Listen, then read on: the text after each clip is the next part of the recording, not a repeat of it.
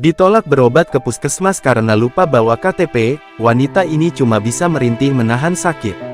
Ingin sembuh dari sakit, seorang wanita parubaya malah alami kenyataan pahit di puskesmas. Wanita parubaya tersebut ditolak berobat ke puskesmas, diduga karena lupa membawa kartu tanda penduduk KTP. Kisah wanita parubaya itu dibagikan akun TikTok @fiesta082, dikutip Surya, Rabu tanggal 12 Februari tahun 2025. Dalam video tersebut, wanita parubaya itu nampak sudah lemas akibat menahan sakit yang dideritanya. Dia sempat tak mengerti alasan dirinya ditolak berobat di puskesmas. Terungkap bahwa kejadian itu berlangsung di Puskesmas Dayun, Kabupaten Siak, Riau.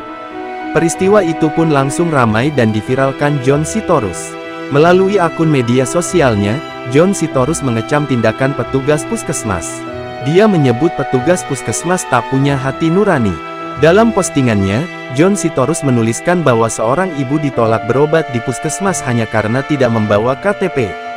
Kini, video yang diunggah akun @fiesta082 pada Senin, tanggal 10 Februari tahun 2025 itu pun viral dan diunggah ulang dalam banyak akun di media sosial.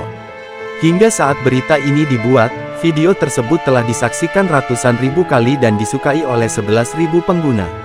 Warganet yang menyaksikan unggahan itu pun lantas ramai memberikan komentar.